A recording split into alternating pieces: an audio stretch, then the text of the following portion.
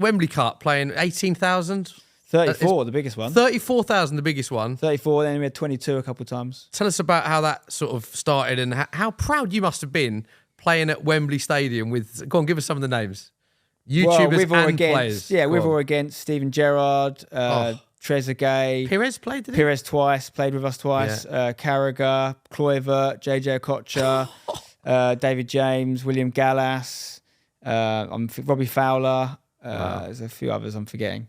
That's just Wembley Cups, yeah. And then obviously some of the influencers that played, had huge names. Obviously the Sidemen boys have played. JJ's played in it.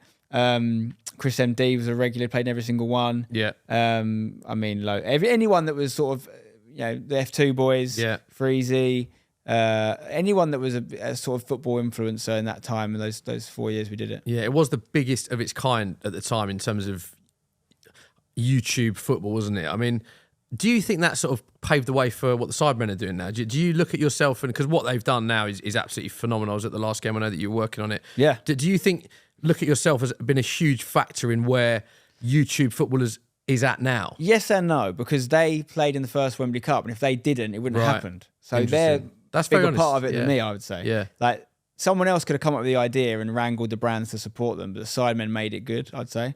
Yeah. So kudos to them. That's why I loved getting involved in their games still. I've played in one of them. I've commentated the last couple. Yeah. Epic. The numbers are ridiculous. Until this one just gone, Wembley Cup, the third Wembley Cup was the biggest football event YouTube had ever done until that most recent one. We had 34,000. They just got 60 at London Stadium. I had to be involved, obviously, West Ham.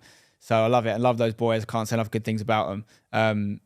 But I think what it probably did is I used to talk to them loads because I'd come from a production background and I'd worked in it, understood how it worked. I'd produced shows that JJ was on, completely. And I used to say to these boys, 10 years ago, I said, you got to get a producer.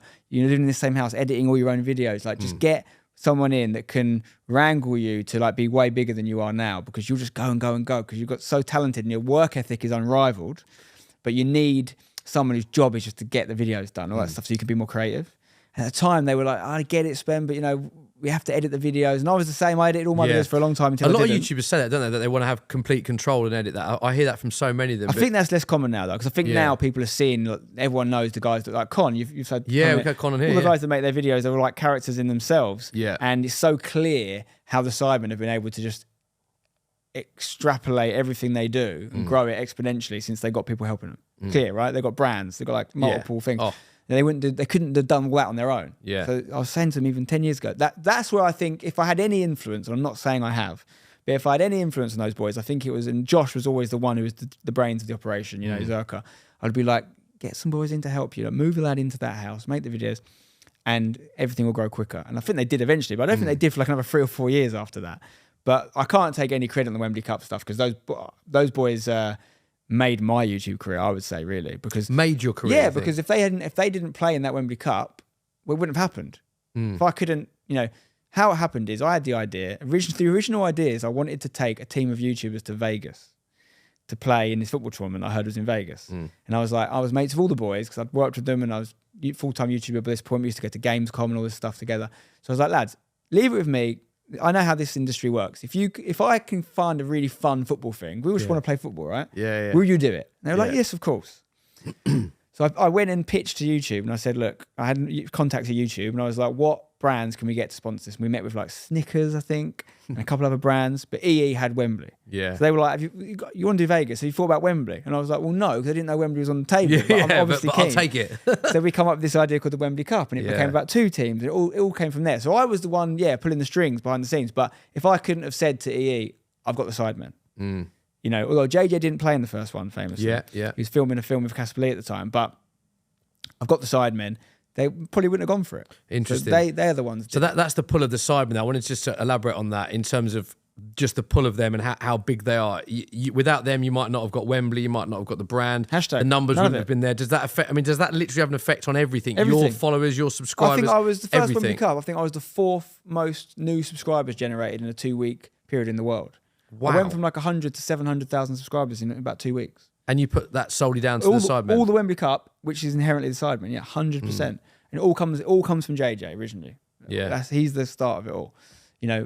because he was. There's a lot of great, talented guys in the Sidemen, but I'm sure they won't disagree with me in that. Like he is the linchpin of it. But yeah, I mean, yeah, it's everything. Even hashtag, was all the stuff I said about how I wanted to create a football team and all that stuff. That was all based on the success of the Wembley Cup. I knew people would watch football stuff on my channel, so that proved it for me.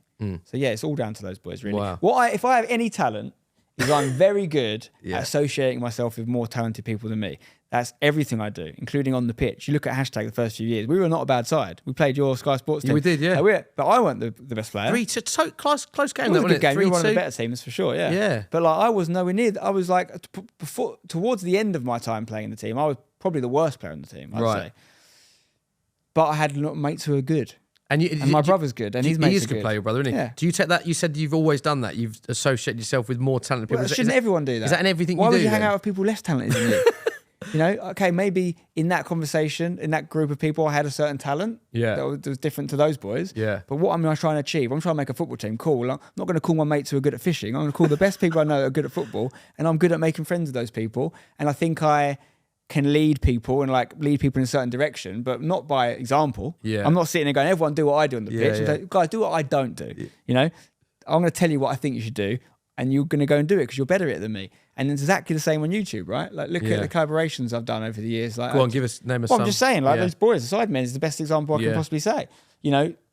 That YouTube, I wouldn't say is a single talent because there's a million different things and you can do YouTube a lot of different ways. But it comes to numbers, those boys were way bigger than me and always were and always will be. And rather than try and copy them, because I've got no interest in copying people. So what can I do that my skill set is good at that involves them helping me? So I've got to find something they want to do. And that was the key to collaboration. Still big on YouTube, but the early years, it was all about collabs. Yeah. And it was like, what can I do for the bigger channel? A Copper 90, that was what we had to think. What can I do with Vsauce, huge channel? Like, what can I do with whoever? Is it money? Sometimes it was money. Yeah. Is it, I'm going to make a video they want to make, I'm going to pay for it, or I'm going to put all the production together and take their stuff to a new level, because at the end of it, they're going to push to another video we made on our channel. Yeah. So what can you do for the other person? And I think that links to people that want to be in the industry as well, and anything in life. What can you offer that they need?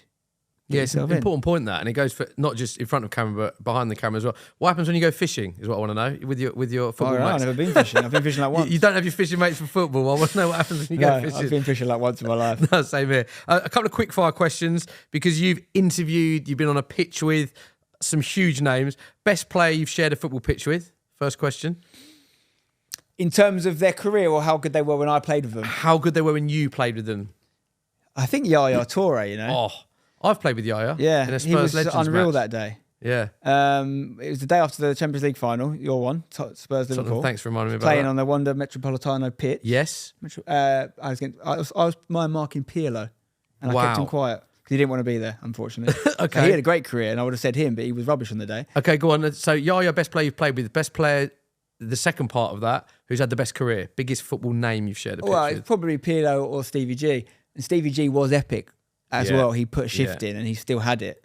I think Pirlo still had it. I don't think he was bothered. But I'd probably say Stevie G. I can see that, actually, about Pirlo. He might as well have had a glass of red wine in his hand. Yeah, I can see that. Playing PlayStation when he won the World Cup final and all that. Best YouTuber you've shared a pitch with? In terms of how good they are at football? Yeah. Oh, that's tough,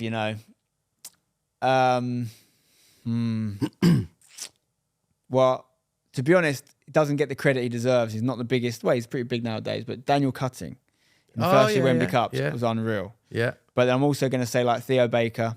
I love. Massive issue with injuries, unfortunately. But yes, shame that. He played for Hashtag as well. I think he's had the best YouTube career. But Mini Minter has a unmatched knack. He's like a sort of Steph Curry. Like he just does something in the moment. Like jobs to keep it. He can just do it on the day. Yeah. Provide things. And Chris MD. There's loads of them. They're all great. Yeah. Best interview you've done. Best person that you've interviewed, would you say? Again, in terms of how they were in the interview. Yeah. God, there's a lot of questions on the quickfire questions. Sorry, I know. I'm literally the opposite of quickfire. Best interview that you've done in terms of how they were, yeah. In terms of how they were, I think Juan Mata. Yeah, he's lovely, isn't he? Yeah, Juan Mata. I've got a story about Juan Mata. I went to Man United Carrington for an interview. I think it was with Luke Shaw at the time. And the receptionist called me a taxi to go back to Manchester Piccadilly after the shoot. Juan Mata was in reception waiting for a taxi as well. Juan Mata's taxi arrived before mine. and the receptionist said, "Oh, this is yours one." He said, "Oh, where have you got to go to?" I said, "Oh, I'm just going to the station." And he goes, "Have you got a train to get?" I hadn't. I was on an open return. And he went, "Oh, no, you take mine if you're in a rush, because I'm not." So he let me get in his car before Always mine, providing assists. Because, great, really good, really good.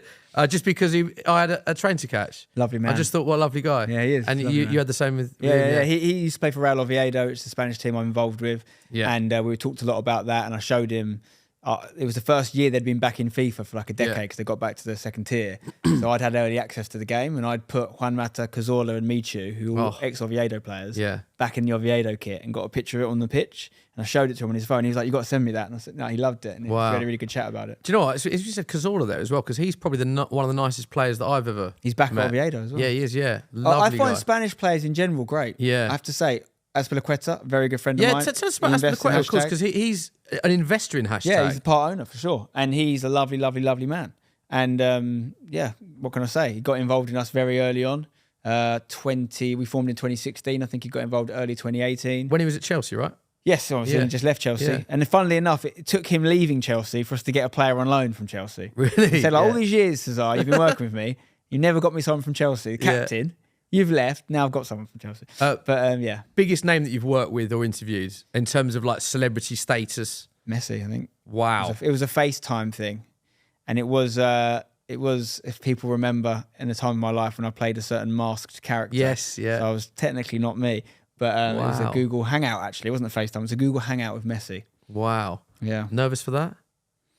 No, because I was in character and it was very... really good. Quite fun. You know, He probably thought I was a nutcase. I've been in a room twice with Messi and never asked for a photo. And really? I don't tend to do that because I always think it's a bit unprofessional. But it was like after those years, I was like, he's really good. He's really good. He's got better. I was like, maybe should have got a photo or something signed. I mean, I'll tell you a really short, funny story. Dan Brown is like a Hashtag legend. He's our most top goal scorer still. We were in America on our Hashtag tour.